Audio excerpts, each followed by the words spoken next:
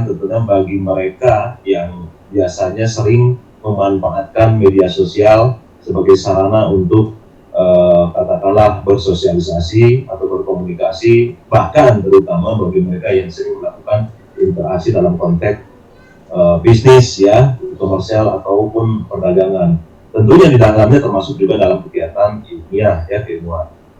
Nah, sebelum saya memulai paparan lebih lanjut, tentunya sebagai pengantar saya ingin menyampaikan bahwa apa yang disebut dengan tanda tangan elektronik ini sudah tercantum atau sudah memiliki regulasi di dalam Undang-Undang Informasi dan Transaksi Elektronik. Hal ini tentunya sebagaimana umumnya sebuah aturan bahwa tentu harus keberadaan sebuah pengaturan terhadap suatu objek atau suatu hal itu tentu dilandasi oleh 3 hal. Ya, yang pertama tentunya adalah landasan yuridis, ya, landasan sosiologis dan landasan filosofis. Nah, ini tergambar dalam konsideran dari setiap peraturan perundang-undangan, di mana dalam hal ini ya antara lain kemajuan daripada teknologi informasi ini kemudian menuntut ya terjadinya atau berdampak kepada adanya perubahan kegiatan kehidupan manusia di masyarakat, sehingga berbagai bidang segi kehidupan itu tentu mendapatkan dampak yang mau tidak mau ya harus kemudian diikuti oleh adanya perubahan hukum sebagai sarana untuk bagaimana melindungi ya yang interaksi yang terjadi di masyarakat. Kemudian yang kedua tentunya adalah kewajiban pemerintah untuk melakukan perlindungan dengan menyiapkan bukan hanya sarana prasarana tapi juga infrastruktur yang tersedia dalam konteks bagaimana bahwa perubahan yang ada di masyarakat itu masih tetap ya sesuai dengan nilai-nilai agama dan sosial budaya yang ada di masyarakat. Ya, tentunya disesuaikan dengan konteks perkembangan pada masanya. Dan tentunya yang terakhir adalah penghormatan ataupun pengakuan terhadap ya hasil karya atau kebebasan orang ya, sehingga apa yang dilakukan atau yang diperbuat oleh tiap-tiap orang, tiap warga negara itu juga harus memiliki landasan-landasan untuk keadilan, keamanan dan untuk ketertiban umum. Sehingga dengan demikian ya persoalan-persoalan yang menyangkut hajat hidup orang ya masyarakat ini harus memiliki regulasi atau aturan. Nah, konteksnya tentang tanda tangan elektronik merupakan bagian dari perkembangan dunia digital yang tentunya memiliki beberapa karakteristik. Ya, zaman digital ini kita sudah tidak lagi dikit-dikit tulis di atas kertas, ya, dikit-dikit perlu ATK, tapi semuanya sudah by system, ya, by digital, gitu kan? Semuanya by form, ya, tinggal kemudian kita klik, isi, klik, kirim, gitu kan? Nah, jadi itulah data-data elektronik yang dimaksud kemudian diakomodir di dalam peraturan perundang-undangan.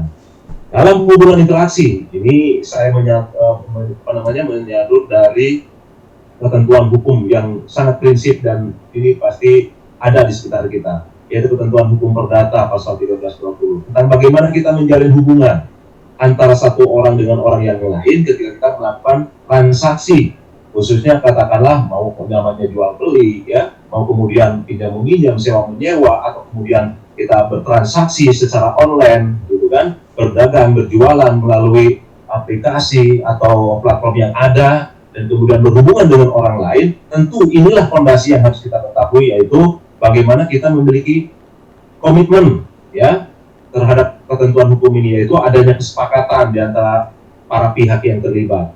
Kemudian kecakapan yang dimiliki oleh para pihak itu, artinya bahwa seorang penjual karena memang dia punya barang untuk dijual, ya, seorang katakanlah narasumber karena memang dia punya ya sesuatu yang ingin kemudian dibagikan kepada audiennya misalkan. Kemudian yang ketiga adalah ada objek, ada sesuatu yang dijual, ada barangnya, ya, ada jasanya, atau ada sesuatu yang menjadi titik temu di antara kedua belah pihak. Dan yang terakhir adalah semua itu harus dilakukan oleh karena sesuai dengan ketentuan hukum, suatu sebab yang halal atau bahkan sesuai dengan ketertiban umum, ya, tidak bertentangan dengan ketertiban umum.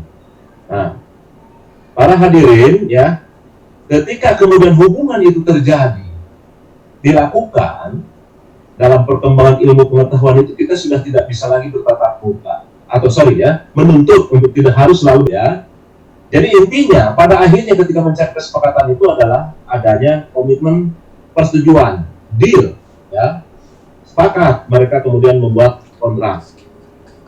Perjanjian itu kemudian tidak lagi kita membutuhkan paperless pada masa saat atau sebetulnya saat ini sudah mulai dilaksanakan. Nah, tanda daripada persetujuan itu adalah berupa pembubuhan tanda tangan ya, sebagai validasi atau keabsahan dari sebuah validasi tentang keabsahan tanda tangan yang dibubuhkan dalam dokumen digital ya, yaitu tentu harus ada satu proses yang disebut dengan proses enskripsi dari satu bentuk itu. Jadi apa enskripsi itu? Sorry. Aduh.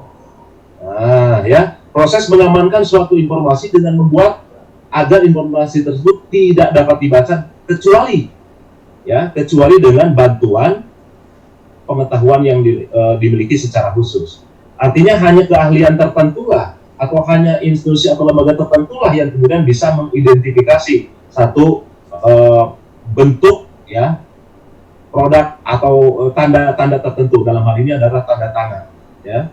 Jadi tanda tangan elektronik dalam proses enskripsi ini tentu ada tahapan yang disebut bagaimana harus dilakukan verifikasi dari si pemilik tanda tangan ya, mengecek, menguji kebenaran ya dari segala macam bentuk antara objek tanda tangan dengan si pemiliknya, dan kemudian keautentikannya itu tentu harus melalui proses pemeriksaan tertentu dengan satu sistem tertentu yang dimiliki oleh instansi yang mengeluarkan sertifikat elektronik. Ya, nah, jadi sertifikat elektronik ini ya merupakan sertifikat yang memuat tanda tangan elektronik dengan identitas yang menunjukkan bahwa subjek hukum dalam transaksi elektronik yang dikeluarkan oleh penyelenggara sertifikat. Jadi sekali lagi, saat ini tanda tangan elektronik atau tanda tangan digital itu harus dibuat ya oleh satu lembaga sertifikasi elektronik. Ya, kemudian mereka akan mengeluarkan satu produk yang namanya sertifikat ya elektronik. Baik ya, sertifikat elektronik sebagai bukti ya bukti tentang keberadaan kelembagaan ini, pemerintah sudah mengeluarkan regulasi yaitu Peraturan Pemerintah Nomor 71 Tahun 2019 ya tentang peraturan pelaksana dari Undang-Undang ITE. Jadi peraturan pelaksana dari ketentuan pasal 71 ini, pemerintah juga mengeluarkan PSTE tahun nomor 82 tahun 2012. Jadi di peraturan ini mengatur tentang bagaimana kewajiban menggunakan sertifikat elektronik ya serta pembagian jenis penyelenggaraan dari penyelenggara dari sertifikat elektronik. Ada yang terdaftar, tersertifikasi dan berinduk.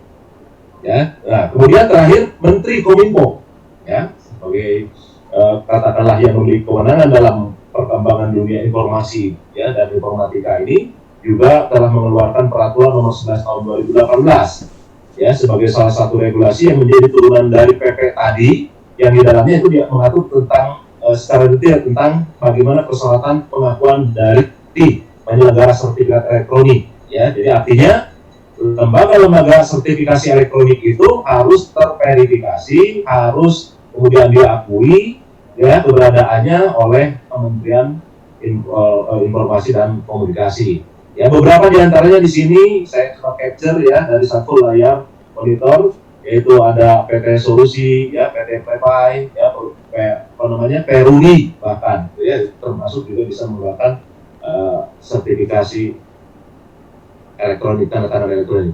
Nah ini lebih konkretnya sebagai contoh buat para hadirin. Jadi contoh-contoh atau bentuk-bentuk tanda tangan elektronik itu antara lain yang pertama itu yang bersifat basic. Ya, jadi pada umumnya basic ini tanda tangan digital yang dibuat secara tertulis, kemudian atau melalui gadget tertentu yang menyediakan ya seperti dalam gambar, itu kemudian dipoto, kemudian dipergunakan. Ya, jadi tanda tangan ini ya tidak dilindungi dengan metode enskripsi. Jadi tidak dikeluarkan oleh lembaga sertifikasi tadi.